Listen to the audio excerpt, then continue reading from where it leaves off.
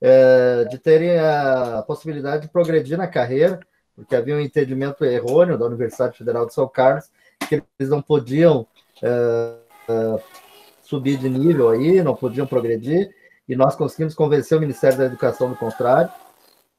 E eu diria que isso foi um exemplo, mas que na realidade vai se seguir. Eu vou falar aqui especificamente as questões para os aposentados, quando o presidente do PROIF na época era o professor daí, né?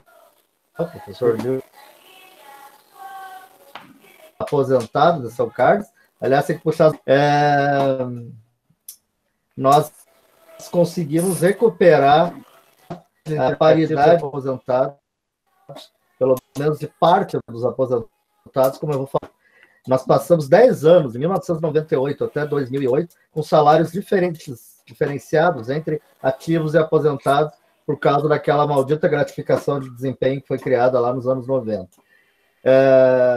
A GED para o magistério superior, a DID para o, na época, primeiro e segundo graus, que depois virou o EBTT. Bom, a Matilde me pede para fazer uma palestra Aposentadoria Hoje para aposentados. Essa palestra, na realidade, eu não teria muita coisa que dizer se eu não falar também do que virá para os futuros aposentados, porque, na realidade, é importante que a gente compreenda o processo todo, que foram as várias reformas da Previdência que aconteceram ao longo dos últimos 20 anos, daria para dizer 22 anos, desde 1998 para cá. Lembrando que a nossa Previdência, os marcos para a gente é a Constituição de 1988, que na realidade durou, do ponto de vista histórico, apenas 10 anos, porque em 98, com as emendas 19 e 20, foi feita uma grande mudança. Depois, em 2003, se fez uma nova mudança. Finalmente, em 2012, uma mudança que cria a Previdência Complementar para os servidores públicos. E agora, em 2019, se faz quase que o fim da Previdência Pública na última reforma da Previdência. No meio do caminho, ainda tiveram outras emendas constitucionais tratando do assunto, mas essas eu diria, inclusive, que foram boas.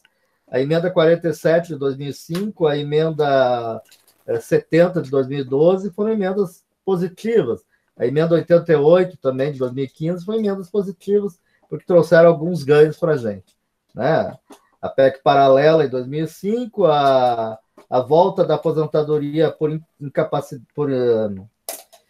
invalidez com integralidade em 2012 e, finalmente, o aumento da aposentadoria compulsória na idade lá em 2015. Mas, fora isso, foi só para piorar as coisas. Eu preferi não trazer aqui para vocês uma série de lâminas para não ficar cansando, porque hoje a gente aprendeu algumas coisas no ensino remoto, e uma delas é que a gente não pode achar que nós estamos numa aula, num auditório, onde as pessoas estão todas lá juntos. Nós estamos todos espalhados nas nossas casas, e o tempo tem que ser mais curto, porque, na realidade, a internet às vezes cai, o som às vezes prejudica, e o próprio grau de concentração da gente ele é bem menor quando a gente está nesse ambiente aqui. Até porque a gente está em casa, daqui a pouco vai entrar meu filho aqui, daqui a pouco vai entrar o neto de vocês aí, e assim a gente vai tocando. Então, eu não vou apresentar lâminas aqui, eu vou falar, está sendo gravado. Eu já pedi para a Regina salvar o link da aula pública, na realidade a gente chamou de Conversas ADURGS, no meu sindicato, que aconteceu agora dia 19, onde nós fizemos uma extensa palestra sobre a mudança na aposentadoria, principalmente para os ativos, mas também para os aposentados. O que eu vou falar hoje aqui está lá nessa conversa, que está gravado no YouTube da ADURGS, e a Regina depois vai distribuir o link para quem quiser assistir uma aula longa aí. Foram 2h30 de palestra, e nós aqui não vamos fazer isso, né? Mas lá tem todos os dados que eu estou falando para vocês, estão lá nessa aula pública, nessa Conversas ADURGS. O PROIFES e a ADURGS tem muita coisa publicada sobre isso. Depois eu vou deixar meu contato com vocês, tudo que vocês quiserem a gente envia, não tem problema nenhum. Eu vou falar, na realidade, daquilo que eu falei para os aposentados e ativos da ADURGS, e na realidade eu falei para o mundo inteiro, porque era na internet, né? Algumas coisas que eu julgo que são importantes que vocês compreendam.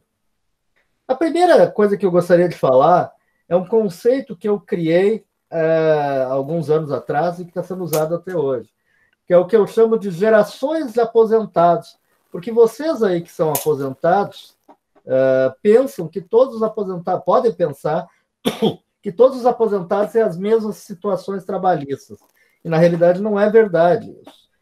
Com essas sucessivas reformas que foram vindo aí, mudou muita coisa na vida dos professores e dos servidores públicos em geral.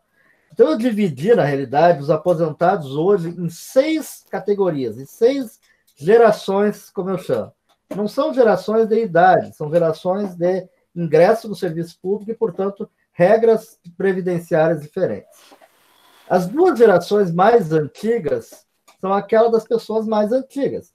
A primeira geração são das pessoas que se aposentaram antes de 2003. A segunda geração são aqueles que se aposentaram depois, mas já estavam no serviço público em 2003. Esses dois grupos de pessoas aí, que podem ser aposentados, mas também são ativos, principalmente os da segunda geração, é difícil imaginar um professor que pudesse se aposentar antes de 2004, né, até 2003, há 17 anos atrás, e que ainda esteja em atividade. Em atividade que eu digo não que esteja trabalhando, mas que seja como ativo no serviço público. Pode acontecer, mas é difícil, até por conta da compulsória, né? Mas, de qualquer maneira, os da segunda geração, tem muita gente por aí. Eu, por exemplo, a Soila também, somos todos da segunda geração, aqueles que entraram antes de 2004. Qual é a diferença de nós para os que vieram depois? A diferença é que nós ou temos, como é o caso da maioria de vocês, aposentadoria integral, ou poderemos vir a ter aposentadoria integral, como o que eu espero ter lá em 2036, daqui a 16 anos.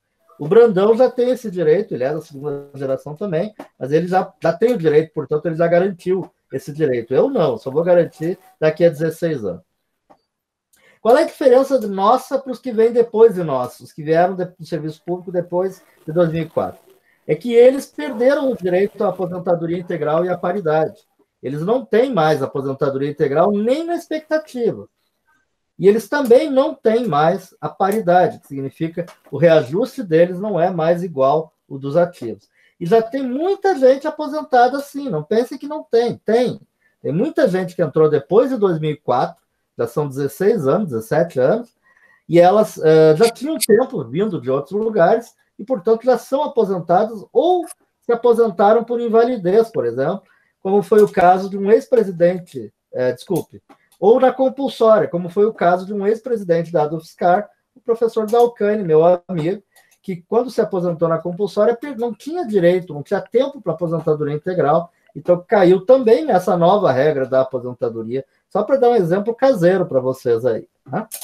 Bom, isso parece ser pouco, mas não é pouco não, porque na realidade isso mostra que ao longo do tempo a vida das pessoas foi ficando diferente. E ela vai ficar mais diferente ainda. Porque quem entrar no serviço público, já tem gente, no meu departamento já tem um menino lá, depois de novembro do ano passado, ele já está numa geração que a gente chama de quinta geração. Ele já tem só direito a contribuir até o limite do teto do regime geral da Previdência, do INSS, que é R$ 6.100, e eles só vão poder receber de aposentadoria do serviço público R$ 6.100, que é o teto do INSS. Não mais do que isso. E essa realidade ela já existe para aqueles que entraram de 2013 para cá. Enfim, então mudou muita coisa. Eu não vou ficar falando muito disso, não vou ficar falando das regras para a aposentadoria, até porque isso, na realidade, não interessa mais para aqueles que já estão aposentados. Interessa, obviamente, para aqueles que estão perto de aposentar. E aí eu só vou dizer o seguinte: mesmo aqueles que têm expectativa de se aposentar com aposentadoria integral, ou seja, entraram antes de 2004, que eu chamo de segunda geração, eles não têm necessariamente garantido a aposentadoria integral, por 3 motivos. O primeiro, eles vão ter que cumprir novos requisitos de tempo para se aposentar. Para vocês terem uma ideia, eu, por exemplo, me aposentaria, quando eu entrei no serviço público, em 1997, eu me aposentaria em 2032, daqui a 12 anos, com 35 anos de contribuição, eu completaria 35 anos nessa data aí, e com no mínimo 60 anos de idade. Eu já teria mais, eu teria 62, 63 nessa época aí. O problema é que agora a regra mudou e eu não poderei mais me aposentar nessa data. Ainda que eu já tenha 35 anos de contribuição, lá em 32, eu não vou ter o que se chama de uma pontuação mínima. Então, eu vou ser obrigado a me aposentar 4 anos e meio depois dessa data, só em 2037. Segunda coisa que não garante que a pessoa tenha aposentadoria integral. O fato de que, na realidade, ela poderá perder essa integralidade se, por acaso, durante a vida, e olhem o que é a maldade desse negócio, se, por acaso, durante a vida, ela mudou de regime de trabalho. A pessoa era 20 horas, passou para DE, por exemplo. E uma pessoa do magistério superior que tenha ficado, vamos pensar num homem, 17 anos e meio em 20 horas e 17 anos e meio em DE, para a mulher seria a mesma coisa se eu falasse em 15 anos para cada um dos casos. A aposentadoria dessa pessoa ela cai 1/4, 25%, porque agora vai se fazer uma média do vencimento básico, uma média da retribuição da titulação, proporcional ao tempo que cada um ficou nesse período aí, em cada regime de trabalho. E vejam que isso não foi avisado para ninguém antes da reforma da Previdência. Ninguém sabia 10 anos atrás, 15 anos atrás, 17 anos e meio atrás, que ele não teria direito à aposentadoria integral mudando de regime de trabalho. Porque a gente sempre pensava, não, eu vou mudar para DE, tem uma regra que diz que a gente precisa ficar 5 anos de DE, as universidades têm essa regra, mas, de qualquer maneira, essa regra, ela existia, ela não existe mais. Agora existe uma perda efetiva de salário para isso. Se for criada uma outra gratificação, tipo aquela da GED lá, também a pessoa vai perder direitos e não vai se aposentar pela integralidade.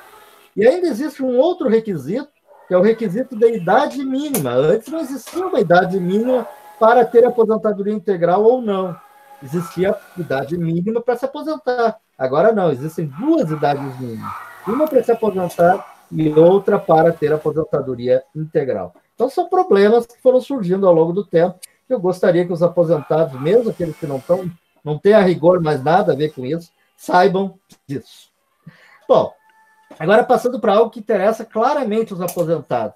Quanto que a gente paga de previdência? A gente paga, como vocês viram, meu filho estava rodando aqui, né? São os efeitos da aula online. Quanto que a gente pagava de previdência até fevereiro desse ano? A gente pagava 11% de todo o salário. E vocês aposentados, aqueles que já estão aposentados, ou já estavam aposentados em fevereiro, pagavam 11% do que excedia o teto do regime geral da Previdência Social. Até o ano passado, R$ 5.800, até a partir desse ano, R$ 6.100. É o que a gente pagava. Mas passou a pagar um valor bem diferente desse, que agora se criou uma tabela de contribuição que ela é progressiva, que nem a do imposto de renda. Então, existem faixas de valores com o qual a gente paga a Previdência, que começa, na realidade, no caso de vocês aposentados, com uma alíquota para aqueles que ganham entre R$ 6.000 e R$ 10.000, estou falando do valor bruto, né? R$ 10.400, é 14%. Depois vai subindo, 16,5%, 19%, até chegar em 22%. Então, eu vou dar alguns exemplos para vocês entenderem a brutalidade disso. Eu vou pegar um salário base de R$ 15.000. Podia pegar qualquer outro, vocês podem escolher depois.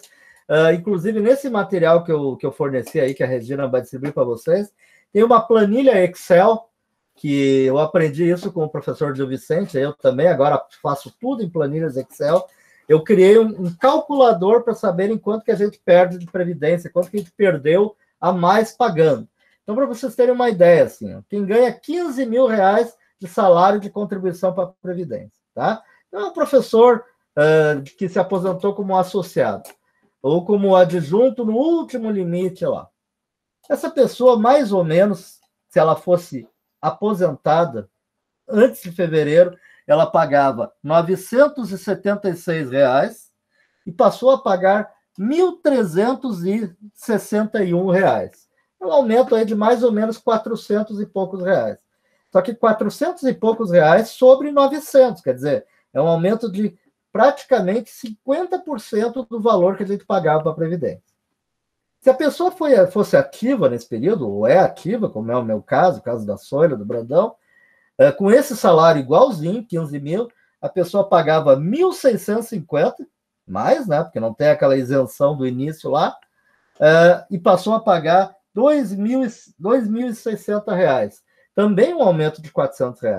Mas a dureza, para mim, não está aí. A doença está na mudança gravíssima que essa reforma trouxe para os aposentados portadores de doenças incapacitantes, aqueles que são mais vulneráveis, aqueles que se aposentaram por invalidez ou não necessariamente por invalidez. Digamos que eles tiveram a doença incapacitante comprovada, mas eles já tinham tempo de aposentadoria voluntária e se aposentaram desse jeito, voluntariamente. Então, não é necessariamente por invalidez. Essa pessoa tinha, até o ano passado, até dezembro do ano passado, uma isenção de 2 vezes o teto do regime geral da Previdência. O teto era 5.800, então a isenção dele era até 11.600. Até 11.600 não se pagava nada. Veja que eu estou usando um limite de 15 mil como valor. Não pagava nada até 11.600. Portanto, pagava de Previdência R$ 365. Sabe quanto que está pagando agora essa pessoa? R$ 1.381. E isso desde janeiro. Quer dizer que um professor aposentado doente, que tem doença incapacitante, ele passou a pagar R$ 1.000 por mês a mais de Previdência. Ou seja, é uma reforma da Previdência que traz prejuízos graves para os mais idosos, para os mais velhos, e eu sempre digo também para as mulheres. E para as professoras, pior ainda, as BBTT. Bom, isso tudo que eu estou falando aqui, vocês podem calcular para qualquer valor, tem essas calculadoras que a gente disponibilizou, elas existem lá e estão à disposição, eu posso depois falar mais sobre isso, se vocês quiserem saber. Eu não vou falar muito, porque não é o caso de vocês, mas não existe mais aposentadoria por invalidez do serviço público. A aposentadoria agora ela é por incapacidade permanente, o que significa que tem que ser comprovado, não que a pessoa tem problema de saúde, portanto, pode ter problemas psicológicos, aí tem que se aposentar. Não. Aposentadoria por incapacidade significa que ela não tem capacidade para fazer a sua tarefa, mas pode ter outra. Então, por exemplo, uma pessoa que perdeu a perna, perdeu o braço numa máquina, ela pode sentar, pode trabalhar numa cadeira, por que ela vai se aposentar? O professor que tem câncer, que hoje é curável, ou não é necessariamente curável, mas é sobrevivível, por que ele vai se aposentar? Um professor que fica cego, hoje com toda a tecnologia, por que ele vai se aposentar? Porque o conceito de aposentadoria por incapacidade não é o conceito da proteção, é o conceito financeiro só. E o valor é muito baixo, o valor da aposentadoria por incapacidade, eu não vou falar disso agora, porque não interessa tanto assim para os colegas aposentados, mas se vocês tiverem interesse, eu posso falar. Eu vou falar, assim, das pensões por morte, porque essas interessam para todo mundo. Para quem é da primeira geração, os que se aposentaram lá antes de 2004, os da segunda, os que são ativos da terceira, da quarta ou da quinta geração. Todo mundo pode morrer amanhã, infelizmente, é uma realidade que a gente vive. Inclusive agora, em tempo de pandemia, onde já morreram 117 mil brasileiros, nós não estamos livres disso. Então a gente tem que se preocupar muito com isso. A pensão mudou muito. Hoje, a regra da pensão, inclusive, mudou muito se a pessoa é ativa ou aposentada. Quando a pessoa é aposentada, a pensão significa o seguinte: a gente tem que pegar a base de cálculo previdenciário, ou seja, o valor sobre o qual a pessoa paga a previdência, é o que a gente chama de base de cálculo. É sobre esse valor que a gente vai ter que considerar. O PROIFES também tem uma planilha calculadora que calcula tudo isso para vocês direitinho. É só botar o valor ali que vocês pagam de previdência e tudo isso que eu estou falando está calculado. Mas vocês vão receber agora de pensão, vocês não, né? Quem dá a pensão é porque morreu, né? Mas os nossos beneficiários de pensão, esposa, filhos, enfim, ou alguém que a gente deixa a pensão, eles vão ganhar 50% desse valor como cota familiar e mais 10% para cada dependente. Ou seja, se tem uma esposa ou um esposo, é 60% daquele valor. Se tem uma esposa e um filho, são 70% daquele valor. E quando o filho, por exemplo, passa dos 21, os 10% deles somem, desaparecem. Antes eles iriam para o outro pensionista, agora não vão mais. Tá? Então, para os aposentados, diminuiu muito a pensão. Eu vou dizer para vocês que sim e não. Sim e não.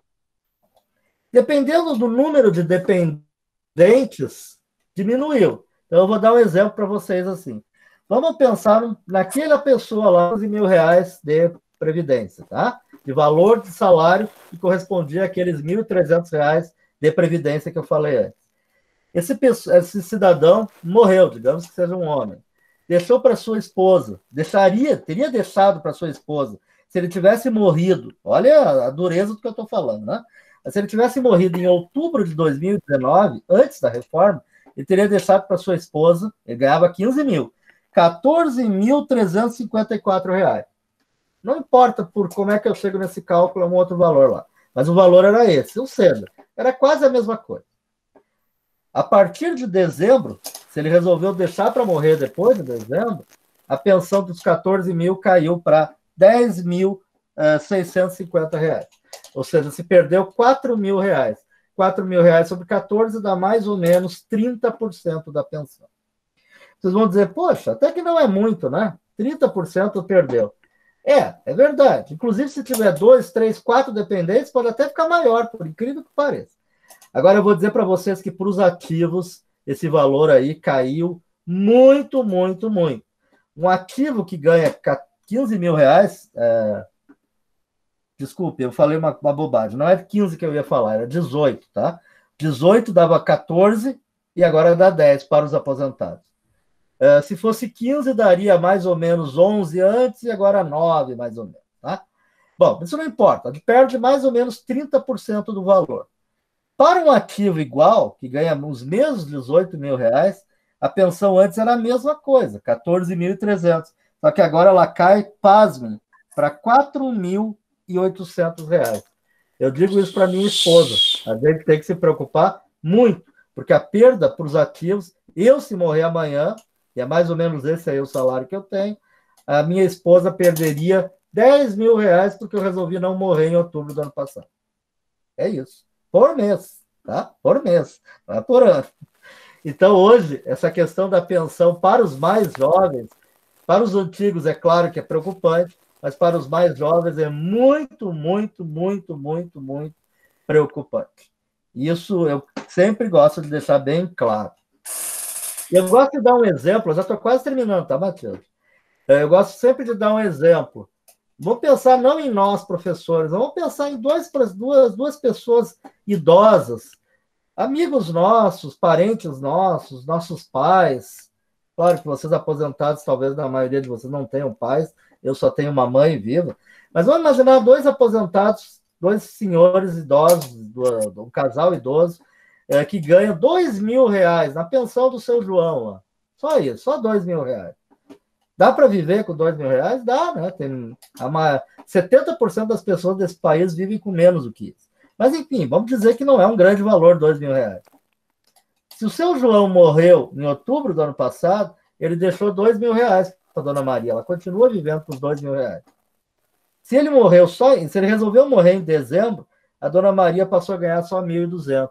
R$800 a menos por mês.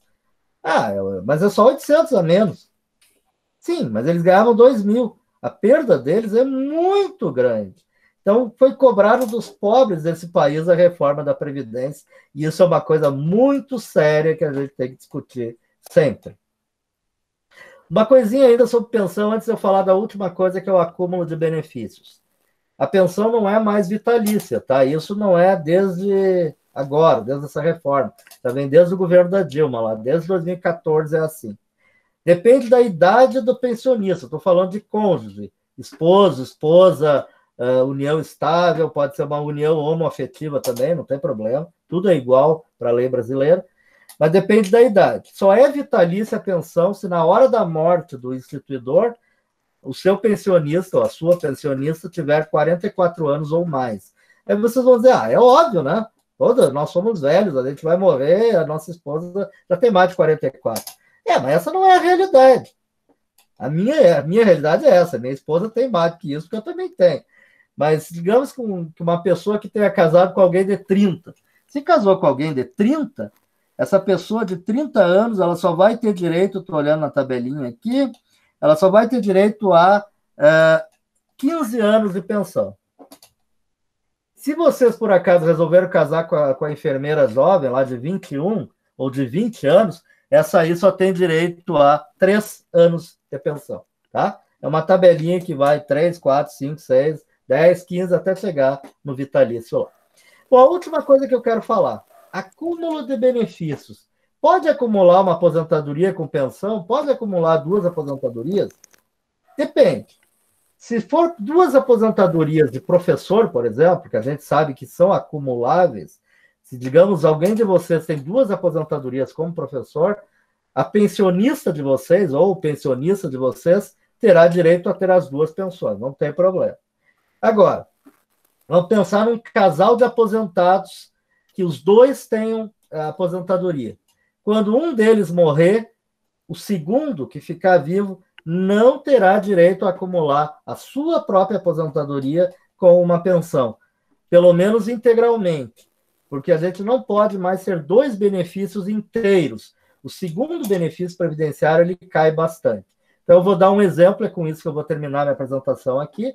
Um casal de 2 aposentados que ganham 11.180 cada um. O valor eu chutei, tá? 11.180 com 91. Isso é por uma questão matemática só. Mas, digamos, 11.100 de salário bruto. Ele que a gente conta a previdência sobre ele.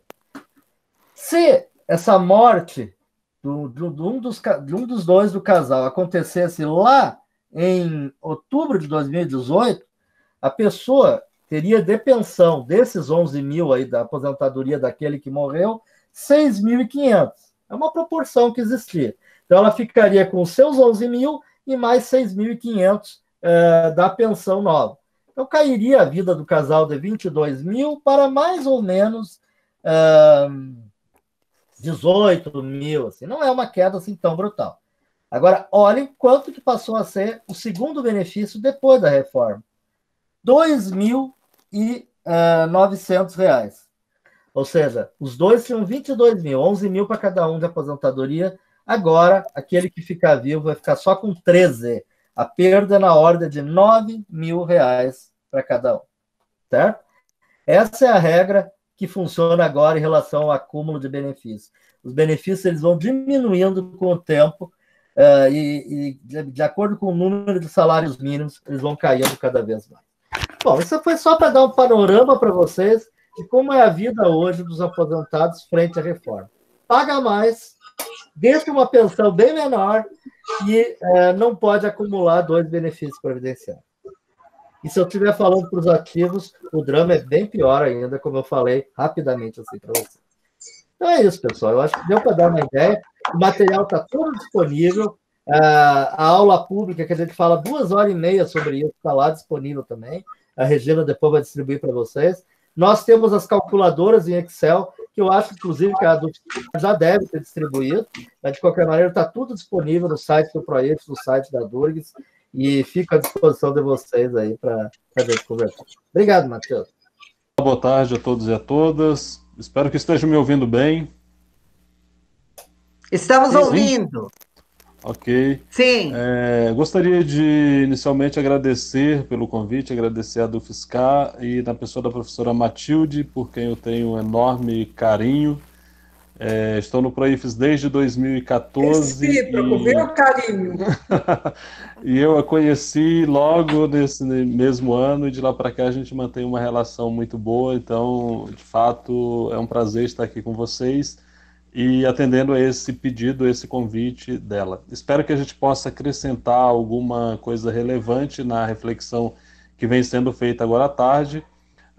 Considerei a fala do presidente, professor Brandão, muito adequada aqui para esse momento, e essa análise de Eduardo, de fato, eu imagino que seja o objeto principal do interesse de todos que nos acompanham. Mas alguns elementos que eu trago aqui para a nossa consideração. Primeiro é o fato de saber que, embora a gente esteja desde meados de março vivendo nesse ambiente de um relativo distanciamento social para algumas pessoas, e de uma situação de pandemia evidente mesmo, e com tudo que isso significa, o Congresso Nacional ele tem funcionado. Se tem, por um lado, sido muito difícil a articulação, a reação das entidades, do movimento sindical, sobretudo, àquelas pautas que atacam os interesses dos trabalhadores, por outro, seguindo de alguma forma aquela fala do ministro do Meio Ambiente naquela fatídica reunião do dia 22 de abril, eles continuam tocando a boiada. E assim, o que tem sido aprovado por lá em muito pouco beneficia os trabalhadores. Trago essas informações iniciais para dizer para vocês, para a gente pensar junto aqui um pouquinho, sobre o que se transformou nesse período o governo do presidente Jair Bolsonaro. Vocês sabem que logo que ele assumiu, em 1º de janeiro do ano passado, 2019, ele procurou ali montar um governo com pessoas que ele imaginava mais próximas do perfil ideológico dele e tocar um governo meio que distante das articulações políticas propriamente ditas. Isso não funcionou a contento, mas enfim serviu para mostrar para a base mais ideológica dele de que era uma alternativa, de que ele estava tentando e que as coisas poderiam se dar naquelas condições. A realidade é muito mais complexa e ela se encarregou de mostrar que ele precisava tomar um outro rumo.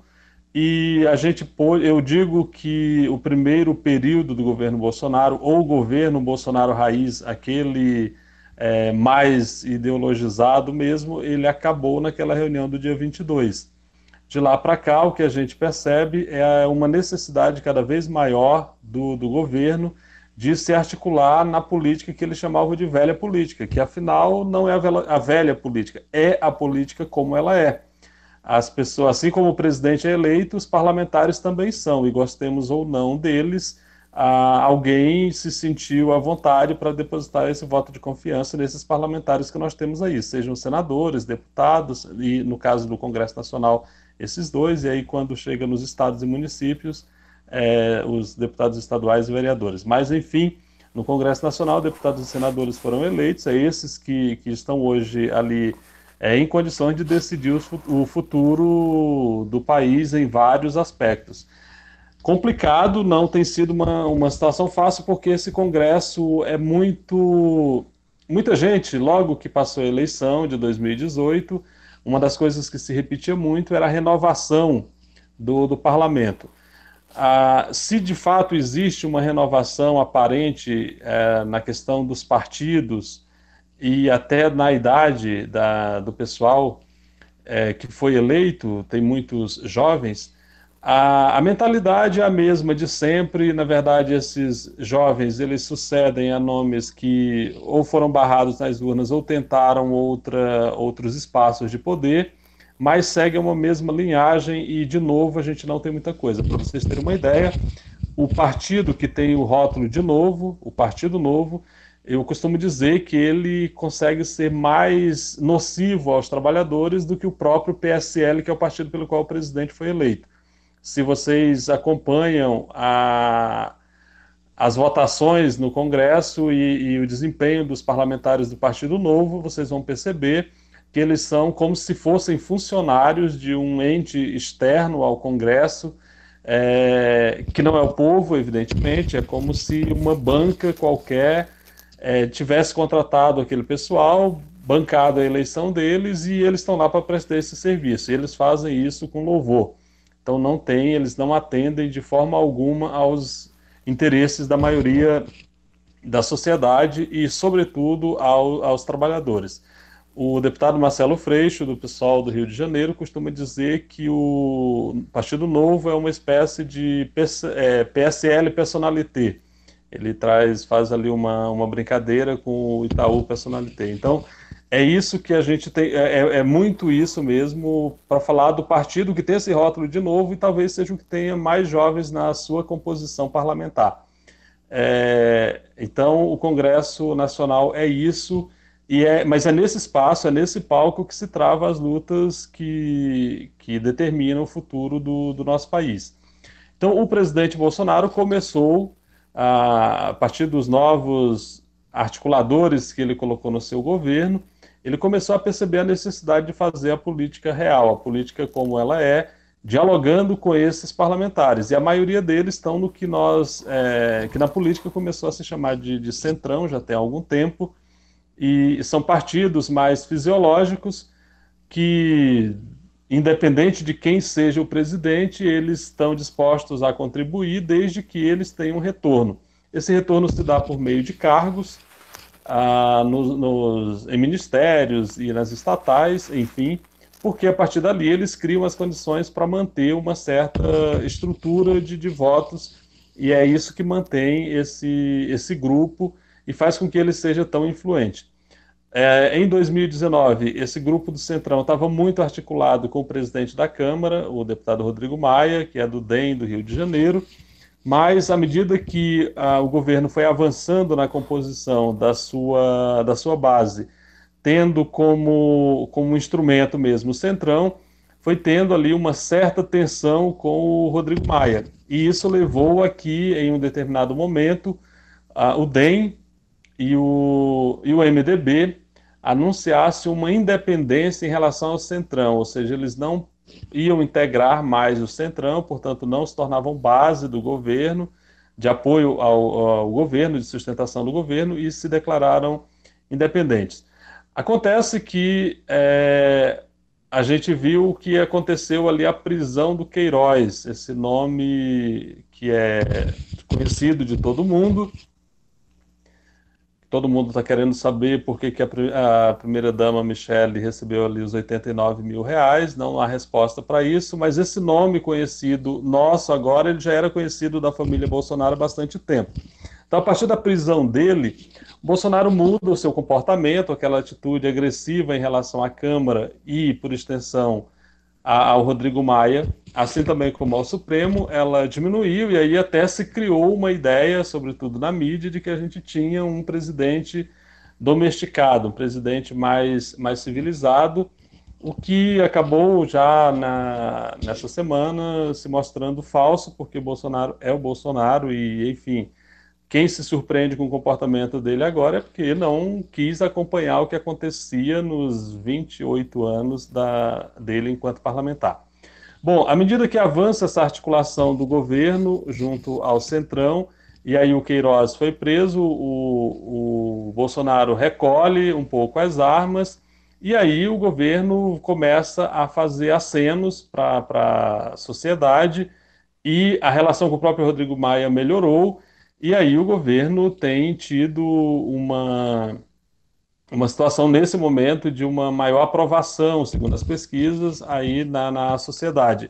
O que está diretamente relacionado, segundo todos os analistas, à questão do auxílio emergencial, que de fato injeta muita grana na economia, são 50 bilhões pelo menos todo mês aí com auxílio emergencial. Isso faz muita diferença se para muita gente, esse público aqui para o qual eu estou falando agora, provavelmente R$ 600 não seja exatamente uma grande renda, para muita gente isso é muito dinheiro. Imagina que o Bolsa Família na sua maior no seu maior repasse ali de R$ 240, se isso já faz uma diferença, imagino que são R$ 600 para muita gente. Então, o número, o alcance também é muito maior, é muito mais gente recebendo esse auxílio emergencial do que nós temos cadastrados no Bolsa Família. Bom, então tudo isso melhora a percepção do presidente, da sociedade em relação ao presidente.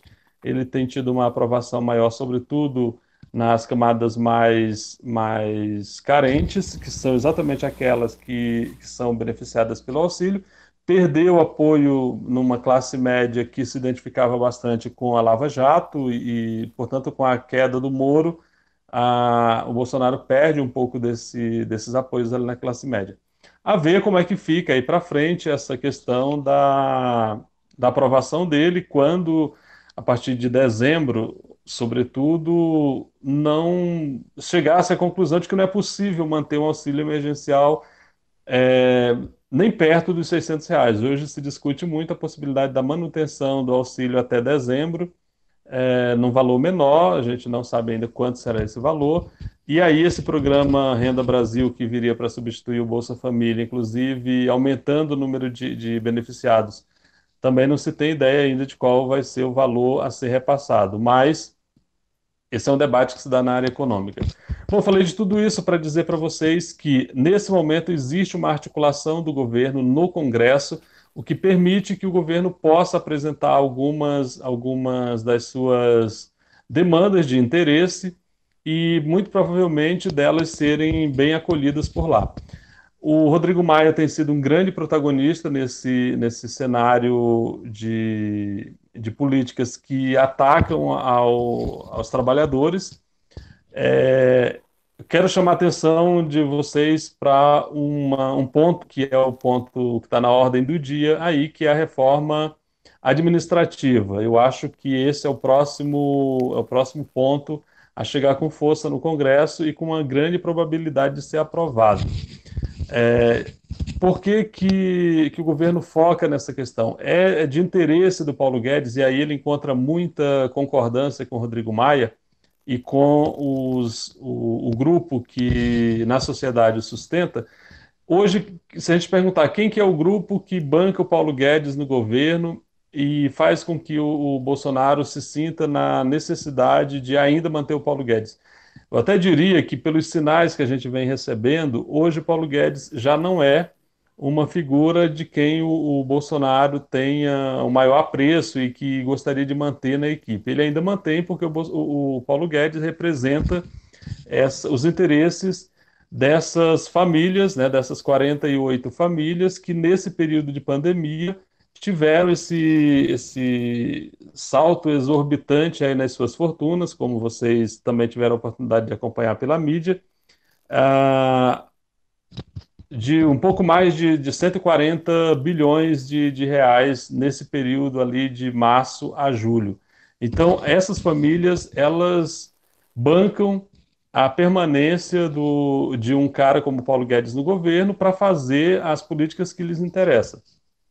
Então, nós vamos ter, nesse período agora, essa aliança do Paulo Guedes com o Rodrigo Maia para tocar essas políticas. E a reforma administrativa faz parte disso.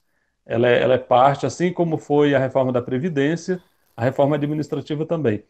Falando em reforma da Previdência, eu trago aqui o elemento que é o seguinte: hoje, no interior do governo, existe uma certa disputa, se é que podemos dizer assim, entre uma visão mais, que em outro momento a gente diria, uma visão mais desenvolvimentista. Talvez não seja exatamente esse o termo, porque o desenvolvimento é algo muito mais abrangente do que essa turma desse grupo pensa. Mas, assim, o Rogério Marinho, aquele ex-deputado do PSDB do Rio Grande do Norte, que ficou no governo Bolsonaro. Chamaria ele de grupo obreiro, grupo que gosta de fazer obras para aparecer na mídia e tal. E o Rogério Marinho é esse cara do Rio Grande do Norte que entende dessa política feita para resultados imediatos, para garantir a próxima eleição.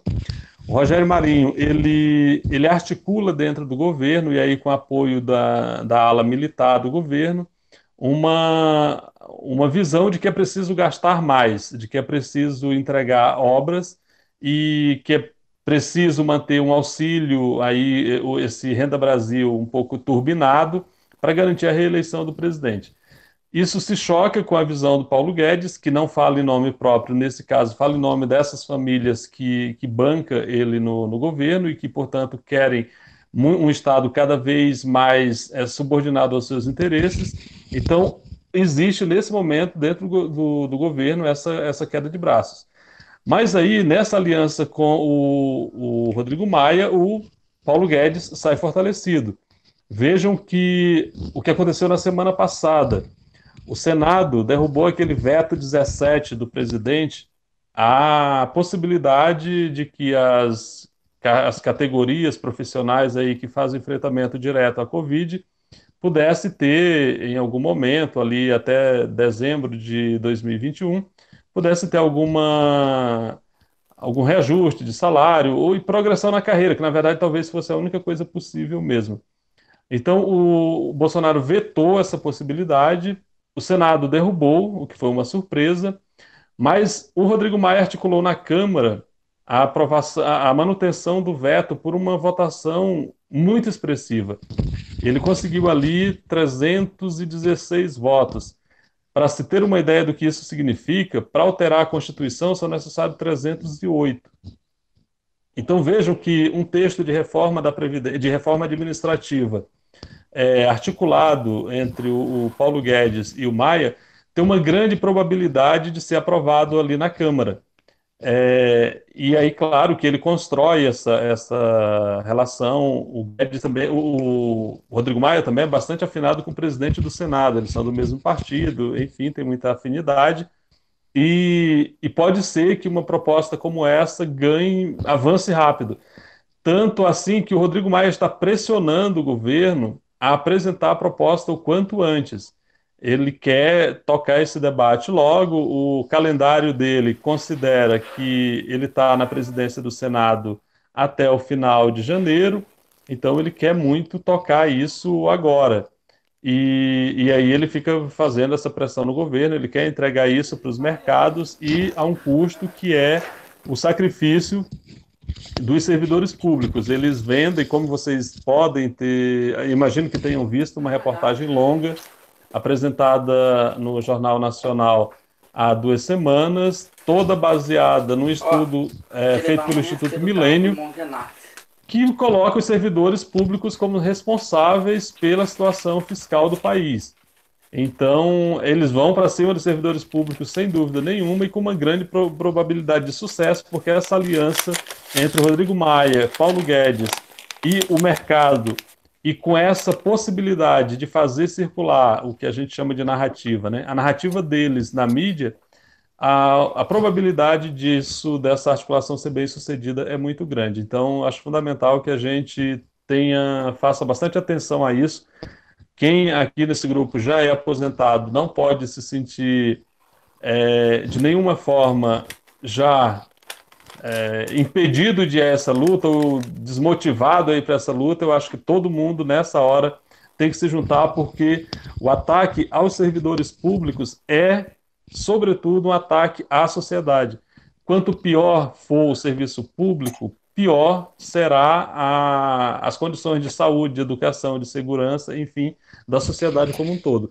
Eles sabem disso, eles articulam dentro dessa compreensão. O discurso evidente que não é esse, eles falam sempre de melhorar o serviço público, de racionalizar os gastos, mas a gente sabe que não é disso que se trata, então é necessário agora, mais do que nunca, que todos os servidores, sejam aposentados ou os ativos, estejam articulados.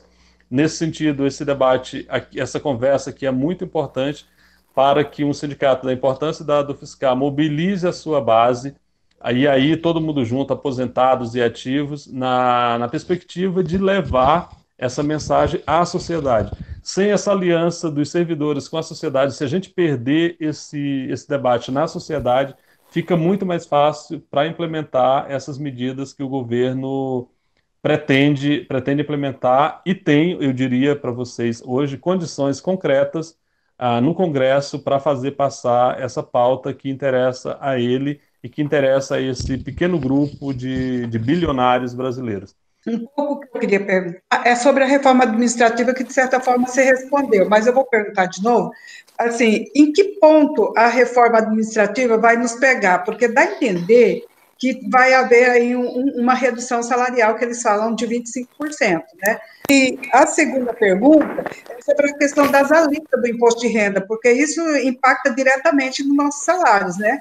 Porque não faz correção da tabela do imposto de renda e isso vai tendo uma perca salarial, né? Que esse ano nós tivemos perca da alíquota da Previdência, a alíquota do imposto de renda ainda tivemos um reajuste enorme da Unimed, que é o que a maioria dos aposentados necessita nesse horário. Quer dizer, nosso salário está indo embora, né? Eu queria que você falasse um pouquinho sobre essa questão do corte salarial e do imposto de renda. Em relação à pensão do INSS da pessoa que ela disse, que eu não entendi se é professor ou não. Mas, enfim, alguém que quer receber uma pensão do INSS quando o marido faleceu em março. Isso, a pessoa é professora. Tá. É professora ativa ou aposentada? Aposentada. Bom, então aí já começa o primeiro problema dela. Ela terá direito à pensão do marido? Sim, terá direito à pensão. Só que ela vai ter que escolher entre a pensão e a aposentadoria dela para saber qual das duas que ela vai receber integralmente. Integralmente, que eu digo no valor inteiro. Não confundir com a aposentadoria integral, nem com pensão integral. Digamos que a aposentadoria dela tem um valor X e a pensão se ela iria receber, teria um valor Y. Ela vai ter que olhar qual das duas é a maior, X ou Y. E aí ela escolhe a maior para ficar inteira. E aí da segunda vai ter aquele abatimento que eu expliquei antes. Até um salário mínimo é 100%, 2 salários mínimos no segundo diminui 60% e tal. Tem uma calculadora aí no site do ProIFES, da Durgs, e certamente terá na Dufscar, se já não está, que calcula quanto que é a redução do segundo benefício. Essa é a primeira coisa. Aí vocês vão dizer, não, mas ela é aposentada do serviço público e a pensão é de INSS. Não importa. Acúmulo não pode ser feito, nem com pensão pública, nem com pensão privada, nem com pensão militar. Tá? Então, essa é a primeira questão. Ela já vai ter que escolher qual das duas ela vai querer, a pensão que ela vai ganhar ou a aposentadoria. Bom, a segunda questão está em análise, está em análise. Aí tem 2 problemas, Matilde. O primeiro é a pandemia. As agências do INSS estão fechadas, ela está sendo prorrogada a cada semana aí quase a reabertura. Agora falaram que a próxima vez vai ser em outubro, então ele não sabe bem ainda. Então, sem as agências físicas, as pessoas têm mais dificuldade de entregar os documentos e a partir daí passa toda uma dificuldade de análise lá. Segundo, e talvez mais grave do que a pandemia, porque se a gente dá aula remota, eles podiam trabalhar remotamente também, e aliás trabalham, né? É a questão de desaparelhamento do INSS. Eu não sei se vocês estão percebendo que pouco a pouco o INSS está cada vez menor. Eu não sei aí em São Carlos quantas agências da Previdência tem. Porto Alegre tem muito mais, obviamente, né? Porto Alegre é uma cidade muito maior que São Carlos. Mas aqui as agências foram sendo diminuídas. Aqui, por exemplo, o meu pai usava, não existe mais. Eu tive que apelar para a agência lá do centro da cidade e tal. Bom, e aí vem a terceira coisa, Matilde, é a recomendação que eu faço para ela. Seja muito chata. Ligue para o 135 a cada 2 dias. Primeiro que vai ter que ter saco de fazer isso, porque o 135 a gente liga e começa uma musiquinha lá. Bi, bi, bi, bi. Você é o número 74 na fila. Você vai esperar 6 minutos. Aí, bi, bi, bi, bi, bi. Você é o número 49 da fila. Vai esperar 3 minutos. E assim vai indo. Diz para ela esperar. Quando ela chegar lá, vão dizer esse negócio da análise. Eu vou dar uma experiência minha, pessoal, tá? A experiência pessoal nem sempre é a melhor, mas existe. Meu pai faleceu em janeiro de 2018. Eu sabia que vinha a reforma do Temer, então eu corri para pedir a pensão para minha mãe. Passou uns tempos lá, eles dão 45 dias, passou o primeiro 45, eu liguei. Ah, tá em análise. Tá bem, quanto que eu ligo? Não, o senhor liga daqui a sei lá quanto tempo. Quando foi o segundo tempo, a mulher me disse, está em análise. Eu disse, não, eu quero saber, eu quero falar com o chefe. Ah, eu quero falar com o teu chefe. Ah, eu quero falar com o teu chefe. Vai passar para o teu chefe ou não vai passar? E fiquei batendo o pé.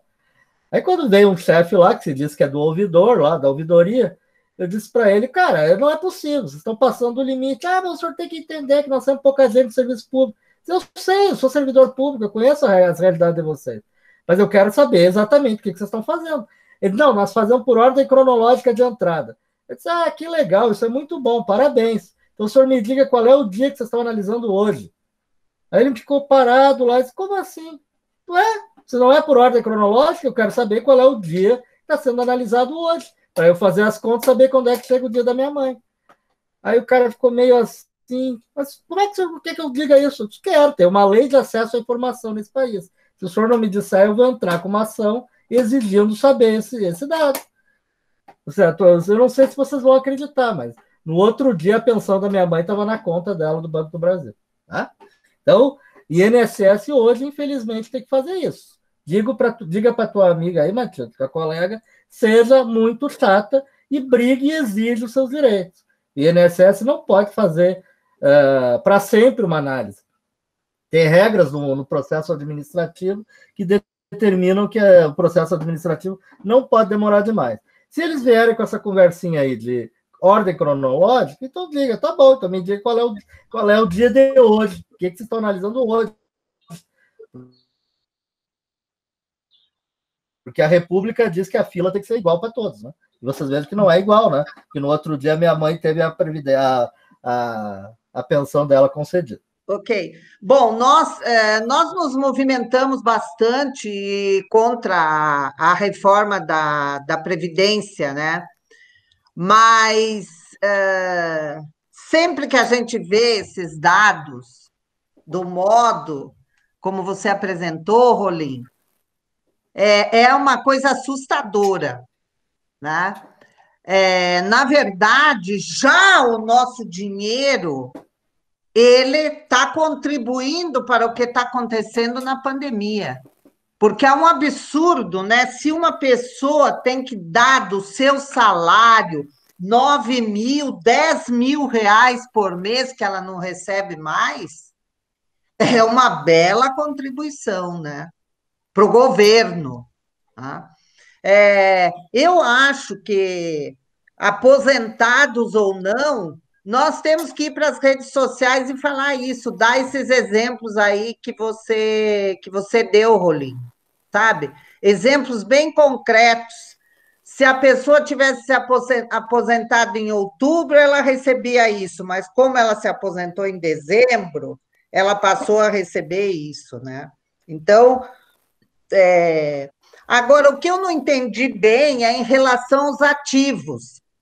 Porque, por exemplo, eu já podia ter me aposentado há 5 anos, né? Então, eu queria saber como é que seriam as regras da aposentadoria para mim agora. Não, se tu já podia se aposentar há 5 anos, não mudou nada, porque aqueles que tinham direito adquirido quando a reforma passou, eles vão poder invocar o seu direito durante todo o tempo. A única coisa que pode se prejudicar, e eu imagino que tu já tem abono permanência, né? Sim. Então, nada pode se prejudicar a rigor. Se não mudar a Constituição de novo, o teu direito a se aposentar nas regras anteriores, ele é mantido. Sim. O problema foi aqueles que faltou um dia para chegar na regra nova, para se aposentar antes da reforma. E esse passa a ter prejuízos bastante grandes. Eu tenho cálculos, eu não vou mostrar aqui todos os detalhes, mas ele mostra, por exemplo, que as pessoas, uma mulher, por exemplo, que faltasse um dia, olha só, um dia para se aposentar lá no dia da reforma, e ela faltasse, um dia, com as regras anteriores, ela tinha 50 anos, ela completou 50 anos, digamos, no dia 13 de novembro do ano passado. Tá? Essa mulher, que se tivesse completado 50 anos no dia 12, ela se aposentaria naquele dia, ou esperaria um dia a mais para se aposentar. Só porque ela fez aniversário dia 13 de novembro, ela vai ter que esperar 2 anos para poder se aposentar com a aposentadoria integral, porque isso passa a ser obrigatório ter 57 anos. Só para mostrar um exemplo claro. Assim.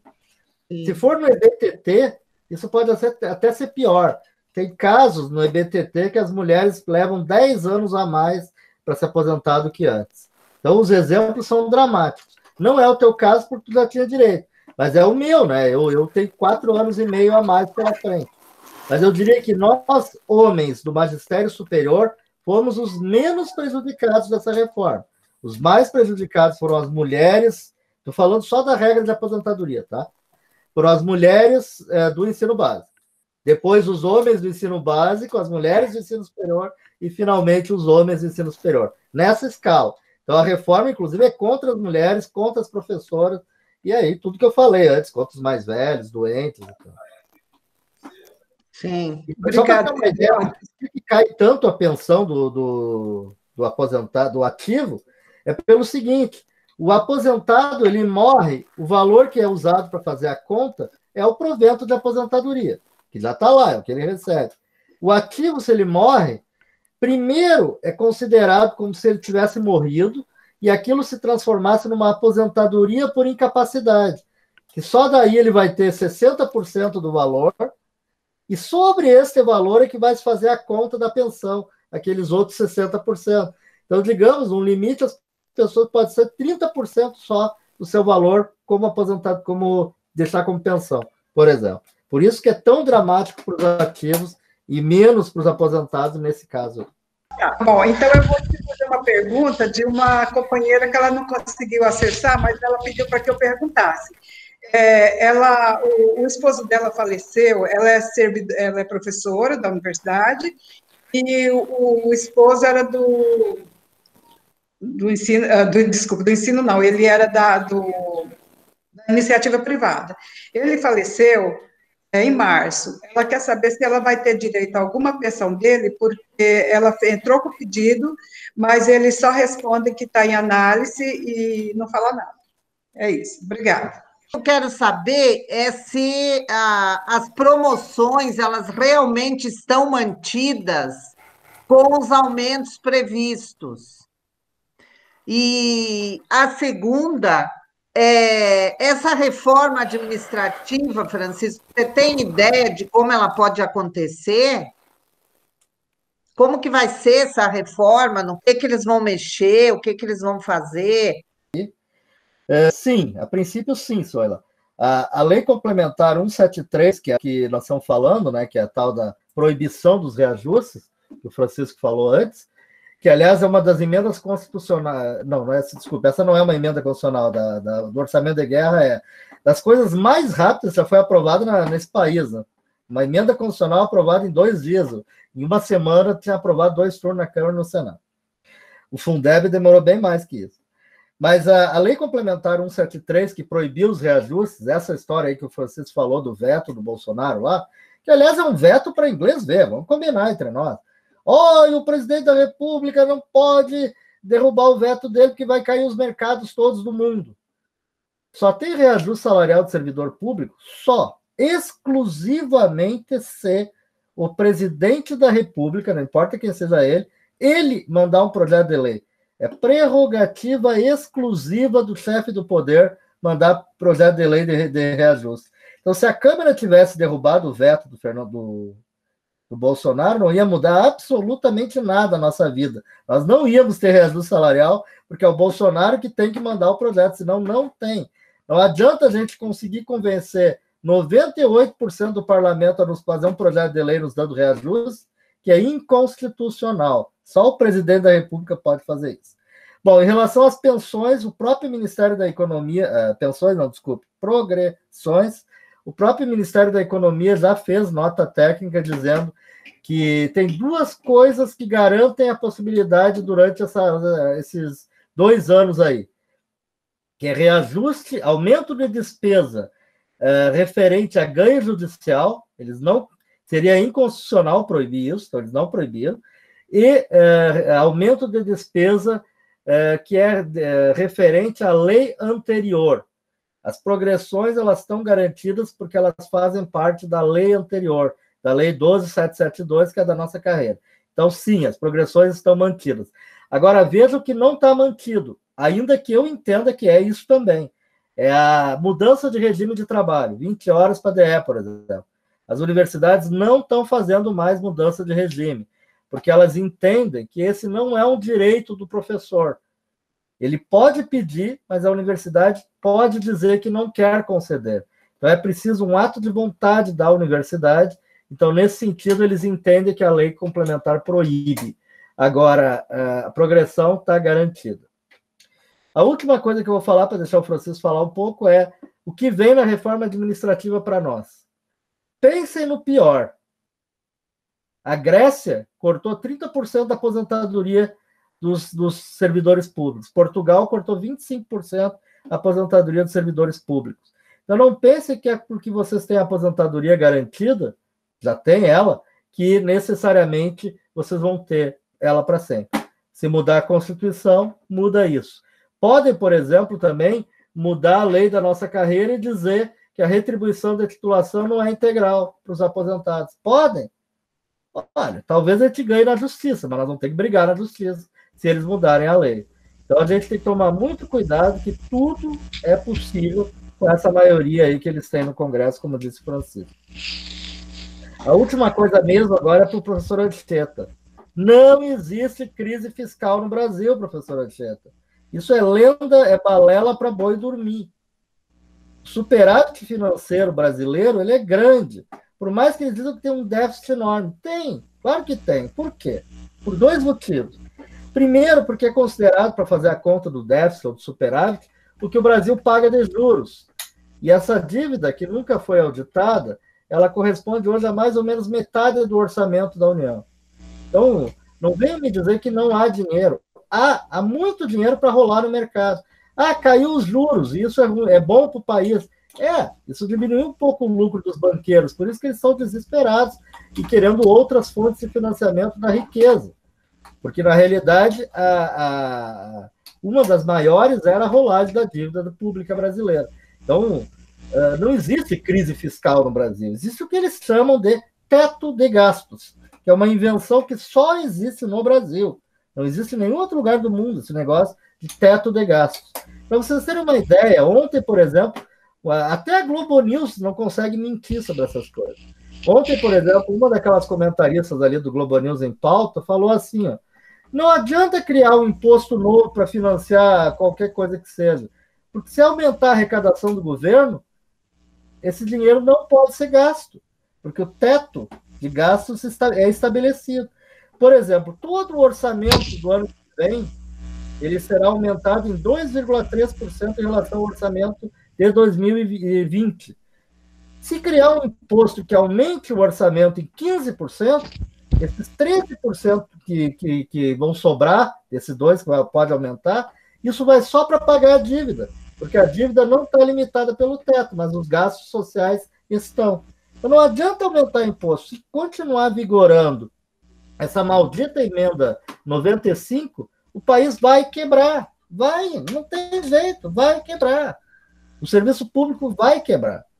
O Gil aí tem uma conta, e ele e outros colegas do PROIFES estávamos numa reunião esses dias com as universidades, e ficou muito claro para nós que em 5 anos, talvez, não vai ter dinheiro para pagar todo o pessoal. O orçamento de custeio e capital vai cair. Agora, para o ano que vem, estão prevendo 18,2% a menos do orçamento para pagar telefone, luz, etc., da universidade. Cada ano, porque tem as progressões que não estão proibidas, porque tem o aumento vegetativo, que é isso aí, o orçamento de custeio vai ficar menor. Vai chegar um ano, o Gil até está querendo fazer uma planilha para calcular isso, vai chegar um ano que vai inverter. O gasto de pessoal vai ser maior do que aquele que o teto permite. Aí o que vai acontecer? Não sei. Agora, graças ao nosso grande líder Bolsonaro, como disse o Francisco, que mudou de linha, não é mais de controlar, ele quer estourar o teto, talvez o teto estoure. Eles mesmos disseram isso na Globo News ontem. Não tem jeito, não cabe. O orçamento da União não cabe mais no teto da emenda constitucional 95. Não dá para pagar auxílio emergencial, farmácia popular, salário, pensões, e o resto dentro desse orçamento. Porque ele vai subindo só pela inflação. A inflação está lá embaixo, porque não tem crescimento econômico nesse país, e, portanto, todos os gastos estão comprimidos. Não vai ter jeito, isso vai estourar. Eu acho que a gente vai acabar daqui uns dias tendo apoio até da direita para estourar o teto de gastos, porque senão vai ser o caos. Teto é o caos. Quanto de imposto de renda, Matilde, é o seguinte, na realidade nós estamos falando da tabela, né? O valor da tabela de imposto de renda. Tem um valor lá da isenção até, se eu não me engano, é R$ 1.600 ou R$ 1.700. E ele vai subindo até que uma determinada faixa pague 27,5% daí para cima. Essa tabela, ela está defasada, se faz a conta desde o governo Fernando Henrique, desde o real, na realidade. Essa conta é fácil de fazer desde que o real foi criado. Essa defasagem, hoje se imagina que ela esteja algo na casa de 70%, mais ou menos.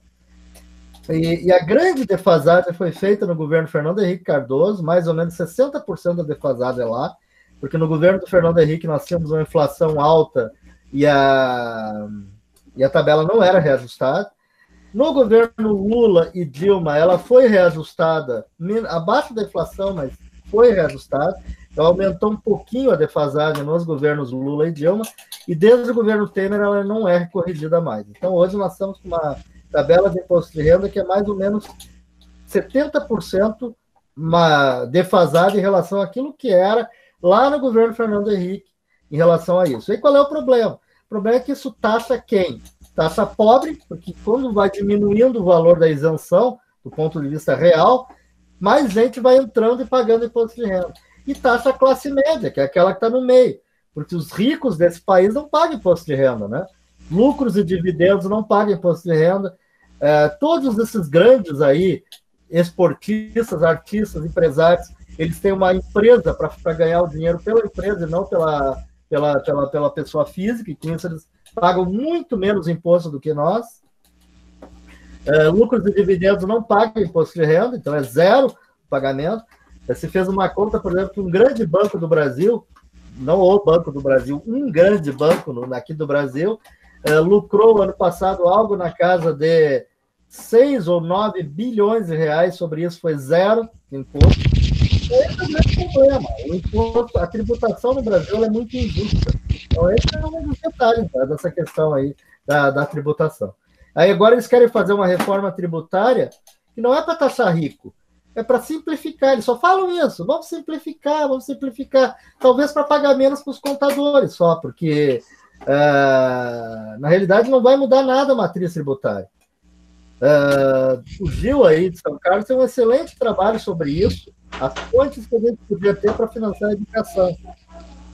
O problema no Brasil é que o imposto ele é muito alto sobre consumo e muito baixo sobre renda e propriedade. Então, e eles não querem mudar nada disso. Tanto assim que está esse embate aí entre o Paulo Guedes e o Bolsonaro, porque o Paulo Guedes quer, tudo bem, o Bolsonaro quer R$300 de auxílio, então eu acabo com a farmácia popular, ou acabo com o PIS. Ele nunca pensa em taxar, por exemplo, os lucros e dividendos para pagar o auxílio emergencial. Não é tocar a renda de alto para baixo. Eles só falam isso, tem que tirar de pobre para pagar para o mais pobre. Então, eu tenho uma preocupação, eu gostaria que alguém me respondesse. A gente pode imaginar que a crise possa chegar a tal ponto que o governo passe a não pagar mais a nossa aposentadoria, de tão grave que fique a situação fiscal? Então, com relação à reforma administrativa, é importante destacar que ainda não existe um texto do governo, tanto é que o Rodrigo Maia está pressionando a que o governo apresente esse texto para o Congresso. O que não quer dizer que não se tem ideia do que vem, né, do que será apresentado. Existe hoje na Câmara, na verdade Câmara e Senado, mas sem uma forte adesão do Senado, uma frente mista que trata da questão da reforma administrativa. O coordenador dessa frente, o presidente, é um deputado do Partido Novo, olha o Novo aí de novo, o Thiago Mitrô, que é do Novo de Minas Gerais. E aí esse cara, bom, pelo Senado tem a Cátia Abreu, e quem é o outro? Aí o Anastasia, também de Minas, que agora está no PSD. Ele não é mais tucano, ele está no PSD, então são esses dois senadores e é nosso colega professor universitário. E um pouco mais de 200 deputados integram essa frente pela reforma administrativa. Eu acho até que é uma coisa que logo a gente vai tentar fazer uma reunião aí do Proifes com esse pessoal, fazer uma reunião virtual para ver o que eles estão pensando. Mas enfim, para adiantar para vocês aqui alguns pontos que muito provavelmente estarão contidos nesse texto a ser apresentado à Casa. O que se pretende com a reforma é reduzir despesas com funcionalismo civil, o que envolve alguns pontos. Adiamento por tempo indefinido de concursos. Priorização de forma de contratação via terceirização e contratos temporários. Essa é uma das ideias, cada vez mais adiar concurso e recorrer aí às contratações pela terceirização e manter as coisas funcionando, entre aspas, via trabalho de terceirizados. Rebaixamento dos salários de entrada com alinhamento em relação ao setor privado. Revisão das tabelas de progressão no sentido de estendê-las no tempo e impedir que todos os servidores cheguem ao topo remuneratório. Então, quem constrói tabelas aí de progressão, Eduardo fez isso aí junto com o Gil e sabe o que é fazer uma tabela. O governo não está muito satisfeito com essas tabelas onde os servidores atingem o topo da carreira num determinado período de tempo que não seja a morte, então eles querem estender isso no tempo de tal modo que a pessoa morra antes de chegar ao topo. Possibilidade de redução forçada de jornada com diminuição proporcional de salários. Isso aí é uma coisa que está no horizonte. Flexibilizar a estabilidade. E aí a ideia é regulamentar a demissão por insuficiência. A gente sabe que isso já é assunto velho, ainda não foi feito, mas está no horizonte, eles querem fazer, e claro que vai ser de uma forma mais draconiana até. Enxugar radicalmente o número de carreiras. Eles querem reduzir o número de carreiras do executivo, que hoje é de cerca de 310, para alguma coisa em torno de 20 ou 30 carreiras. E aí centralizar também a gestão de recursos humanos, ampliando a disciplina sobre a força de trabalho, visando facilitar a mobilidade entre os órgãos. Então, essa é uma outra coisa que se pretende fazer nessa reforma. Bom, a ideia de criar obstáculos à organização sindical já vem sendo implementada desde o governo Temer, talvez eles carreguem um pouquinho mais na tinta aí agora com essa proposta de reforma. Então veja que nesses itens que eu citei aqui, a gente já tem elementos bastante consistentes para dizer que o ataque, eles vendem como o servidor é um privilegiado, então vamos atacar os privilégios dos servidores. Porque não dá para dizer para a sociedade que, olha, a gente vai tirar o seu médico, a gente vai tirar a professora da escola dos seus filhos, a gente vai evitar que você tenha um mínimo de segurança. Então não dá para dizer isso para a sociedade. Então coloca todo mundo no mesmo patamar. A professora da escola ali da esquina, que tem um salário ridículo, é equiparada a um desembargador como aquele que pega uma multa, rasga e joga na cara do fiscal, e depois agora o CNJ vai para puni-lo, está pensando em, de repente, primeiro afasta ele das funções, mantendo o salário, pouco mais de 30 mil, líquido. Então, é disso que se trata. Na hora de vender o peixe, a mídia se encarrega de fazer esse trabalho para o governo. Portanto, você vê, a Globo até faz ataques ao Bolsonaro, ao Flávio, fala das rachadinhas, essa coisa toda, mas um alinhamento total à política do Guedes. E na hora de convencer a sociedade de que há necessidade de se fazer uma reforma administrativa, eles equiparam a professora da escola básica, que mal ganha o suficiente para se alimentar, ao desembargador que rasga a multa na cara do fiscal. Então, é uma forma absolutamente desonesta de travar o debate, e é por conta de situações como essa que a gente precisa estar muito atento. Essas reportagens, aqui a professora Matilde fez referência, que a gente tem agora na mídia o tempo todo, esse ataque aos servidores, isso é preparando o ambiente, é criando as condições para se vender esse produto que é a reforma. E as pessoas vão se convencendo disso. Assim como a gente conseguiu, de uma certa forma, ganhar na sociedade o debate sobre a necessidade do Fundeb, da aprovação do Fundeb, da mesma forma, o governo, os aliados do governo ganharam o debate com relação à reforma da Previdência. E agora avança para a reforma administrativa sob a ótica deles. Então, me parece mais do que nunca fundamental que se estabeleça esse diálogo com a sociedade. As entidades sindicais têm um papel fundamental nessa questão, que é fazer esse diálogo com a sociedade para poder ter a sociedade se contrapondo a esse discurso que é praticamente hegemônico, de que servidor é privilegiado e que, portanto, tem que acabar com esses privilégios, sem em nenhum momento dizer que o serviço público é um serviço para o público, o servidor público é um servidor do público.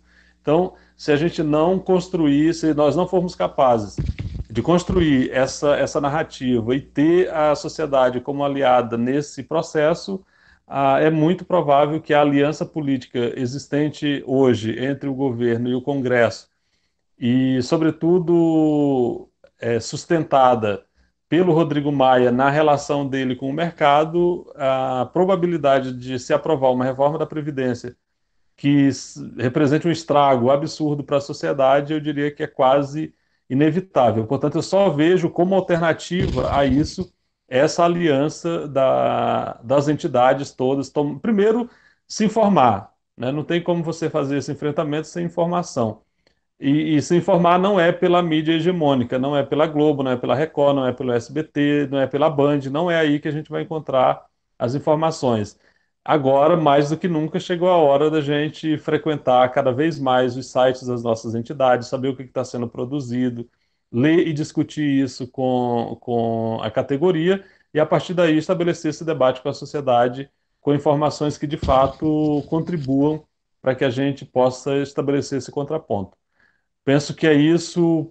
Peço desculpas se não consegui responder a perguntas formuladas, mas penso que, né, nessa fala sobre reforma administrativa a gente conseguiu trazer os elementos que nós temos nesse momento. Não sei se tem mais alguma pergunta, senão já posso até encerrar por aqui. Francisco, só para lembrar a todos que, na realidade, esses spoilers aí da reforma já estão naquelas 3 PECs emergenciais, lá, 186, 185 e 187. Exatamente. Aliás, 186, 187, elas já estão no Congresso desde o ano passado. Elas só não avançaram, mas elas estão lá, prontinhas para ser votadas a qualquer hora.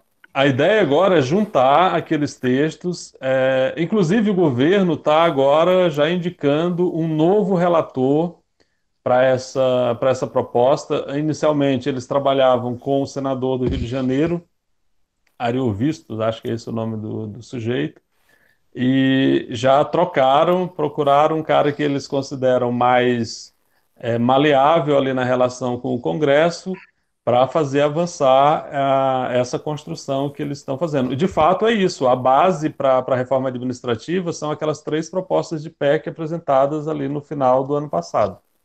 A PEC do Pacto Federativo, a PEC do Fundo Emergencial e uma terceira, enfim, eram essas 3 PECs que o Eduardo fez referência agora. Então, a terceira reforma administrativa mesmo.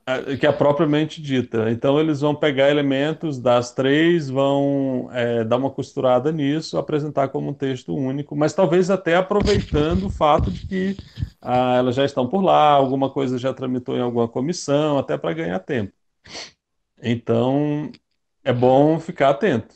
Eu diria que esse, mais do que nunca, é o momento da gente ter muita atenção ao que está acontecendo. E, de novo, o que a gente observa nos grandes veículos aí de comunicação, é importante ver isso para saber como que os poderosos estão se articulando, como é que eles estão vendendo esse peixe, mas não é ali que a gente tem que se informar para fazer o contraponto. O contraponto vai ser nas nossas entidades. O Proifes vem produzindo conteúdo, vem publicando nas suas páginas. Imagino que o Encontro Nacional agora vai trazer bastante conteúdo para esse debate e, enfim, vamos ficar atentos aí. A do Fiscar também. Reunião como essa aqui já é um sinal de que o pessoal está atento para o que está acontecendo. Essa com os aposentados é importante, mas o ideal é que a gente possa ampliar cada vez mais. Não sei a qual dos dois eu vou fazer a pergunta, né? Mas é a respeito dos aposentados em 78, como que vai ficar Lembra que eu falei lá no início da minha fala da primeira geração, segunda geração, terceira geração? Os aposentados da terceira geração, aqueles que entraram no serviço público depois de 2004, já são muitos lá, que por sinal são a maior quantidade de ativos da carreira do magistério superior e do EBTT também. Esses aposentados aí, eles já não têm aposentadoria integral e não têm, portanto, nenhuma relação salarial conosco da ativa ou com os aposentados anteriores. Significa, por exemplo, que se o Proites conseguir um novo acordo salarial como esses últimos aí que a gente conseguiu, para eles é zero. Zero. Porque eles não têm mais vencimento básico, não têm mais RT. Eles têm um provento, que é igual à aposentadoria do INSS. Ela é reajustada igual ao do INSS. Essa pode ser a tendência para todo mundo? Pode. Porque uma das coisas que eu não falei, mas que se vocês forem ler o material meu, esse aí sobre a Previdência, que eu publico várias vezes aí, deve estar no site de vocês, está no nosso aqui, está no do Proites. Uma das coisas que eu coloco lá é que a pior coisa da reforma da Previdência foi aquela que parece que a gente não viu. Mas nós vimos. A reforma da Previdência, ela criou um negócio muito feio do ponto de vista da língua portuguesa. Mas que eu vou ter que dizer para vocês, que é desconstitucionalização. Ela desconstitucionalizou a Previdência. Desconstitucionalizou o regime próprio de Previdência Social. E se vocês quiserem ver que eu estou falando a verdade, vocês vão lá vocês coloquem no Google, assim, ó, Emenda Constitucional 103/2019. Quando botarem isso no Google, vocês vão achar o site do Planalto. O site é muito bom. Apesar de ser lá no Palácio do Planalto, o site é muito bom. Vai estar lá a íntegra da Emenda Constitucional. Aí vocês vão no artigo 40 da Constituição, que é onde está a Previdência nossa, o regime próprio de Previdência, o novo artigo 40 da Constituição, vocês vão ver que ele ganhou alguns parágrafos que ele não tinha antes. O parágrafo 22 e o parágrafo 23 do artigo 40 da Constituição. O parágrafo 22, se eu não me engano, é o 22. Se não for o 22, é o 23, tá? Minha memória, eu já estou ficando mais para lá do que para cá, minha memória já vai também indo do. Mas ou é o 22 ou é o 23. É o parágrafo que diz que vai haver uma lei complementar que vai reconfigurar todo o regime próprio de Previdência Social. Todo. Todo significa todo. A única coisa que a lei complementar não vai poder fazer é mudar a Constituição. Então, por exemplo, não vai poder mudar as regras de aposentadoria, a idade, etc. Mas o que ele vai poder mudar? Ele vai poder mudar, por exemplo, se houver um déficit previdenciário, ele vai poder criar uma alíquota extraordinária para vocês, aposentados. Além da alíquota que já tem, essa que aumentou, ele pode criar uma nova alíquota. O que mais que ele pode fazer? Ele pode definir como é que vai funcionar o regime próprio, como é que ele vai ser financiado. E pior, ele pode definir que, em caso de déficit severo, ele vai criar um órgão gestor do regime próprio. E ele pode definir que, em caso de um déficit calculado do jeito que eles acham que tem que calcular, eles inventaram um jeito de calcular déficit, o regime próprio de Previdência Social ele pode ser extinto. Vocês vão dizer, nossa, mas isso é uma novidade. Não, não é. O regime atual já pode ser extinto desde a Constituição de 88. Só que tem uma lei que estava na Constituição antes, que nós, servidores públicos, se o regime próprio fosse extinto, o nosso salário seria garantido pelo Tesouro Nacional e pago pelo Tesouro Nacional. Por esse artigo da Constituição, essa lei complementar pode dizer o seguinte: não, em caso de dissolução do regime próprio, que é o nosso Previdência, não pode criar outro, é escrito lá, não pode criar outro, se esse for extinto, e todos os servidores públicos vão para o INSS. Ir para o INSS significa ter teto de benefício. Bom, agradecer mais uma vez pelo convite, dizer que estou à disposição quando precisarem para a gente fazer essa discussão, contribuir na medida do possível. Por tudo que nós falamos aqui, eu acho que a gente pode concluir que aquela ilusão que pelo menos eu tinha ali no final de março, início de abril, de que no mundo pós-pandemia a gente teria seres humanos melhores, parece que a gente está sendo atacado de uma forma tão brutal que dificilmente dá para ser melhor nesse mundo pós-pandemia, se é que vai existir um mundo pós-pandemia, né? Então, muito obrigado a todos vocês que ficaram aí até agora nos ouvindo. Espero que a gente tenha contribuído de alguma forma. E, mais uma vez, me coloco à disposição para futuras conversas. Ao contrário do Eduardo, não conheço São Carlos, então, quem sabe no futuro aí a gente possa se encontrar pessoalmente. Um grande abraço a todos e a todas e sigamos juntos. Muito obrigada, Francisco. Está convidado, tá? Vou pagar um churrasco para você, que aqui tem um churrasco bom, tá? Tá bom. E se vocês depois precisarem se ausentar, fica à vontade, tá bom? Porque a Sônia Ok. tem informes do fiscal. Obrigadão, viu? Eu só vou concluir, porque eu vou me ausentar pelo seguinte: além das pandemias, das lives todas, eu tenho que preparar a aula, porque nós já estamos em aula remota aqui, Sônia, desde semana passada. Antes de entrar aqui, eu estava no congresso da ANAPAR, lá junto com o Francisco, e mandei o material para a aula remota da minha turma experimental. Agora, quando terminar aqui, eu vou fechar o programa da aula remota da turma teórica, que eles já estão cobrando, furiosos comigo. Eles eram para ter mandado semana passada e não consegui ainda. Então, além de tudo, hoje eu não tenho mais nenhum evento, fora a família, que deve estar furiosa comigo lá, porque eu estou aqui há 3 dias sem sair do computador. Então, eu posso correr o risco de um divórcio e dos meus alunos me denunciar porque eu não mando material. Então, eu agradeço a vocês, dizer que é um prazer estar aqui com vocês, como eu já disse antes. Eu conheço o Carlos, Sorocaba, Araras e Buri, mas não é por isso que eu não queira voltar aí, até porque o Amarílio me levou num restaurante pertinho do hotel que eu estava, eu acho que eu estava no Anacan, ele me levou num restaurante italiano, maravilhoso, aí bem pertinho, então esse restaurante eu faço questão de voltar um dia. Além do resto que tem em São Carlos também. E dizer para vocês que os desafios são muito grandes, mas a gente só vai conseguir escapar deles, ou pelo menos mitigar os problemas, com unidade, com união. Então, a DUFSCar é muito importante para nós, o PROIFES, e a gente precisa que vocês continuem firmes nessa luta com a gente aí. Contem conosco, né? O PROIFES está aí, a DUFSCar é o PROIFES, mas, de qualquer maneira, nós de fora, às vezes o santo de fora faz um pouquinho mais de milagre que o santo local, né? Então, de qualquer maneira, estamos sempre à disposição. A Matilde e a Regina depois providenciam a distribuição dos materiais aí. Como eu disse, eu tenho várias apresentações feitas dessa parte de previdência. Tem a aula, a conversa da Durgs lá da semana passada, que são 2h30 só falando de aposentadoria. E todos os materiais que a gente tem aí no PROIFES e na Durgs estão à disposição de vocês também. Tá bom? Grande abraço para vocês, eu vou deixar vocês à vontade agora, até para falar mal de nós estrangeiros e cuidar dos problemas da casa aí.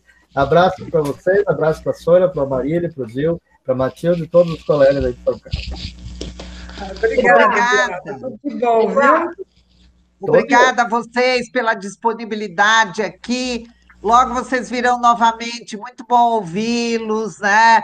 A gente sempre sabe da participação de vocês. Francisco, você que lutou tanto aí para derrubar a tal da MP lá do presidente, né?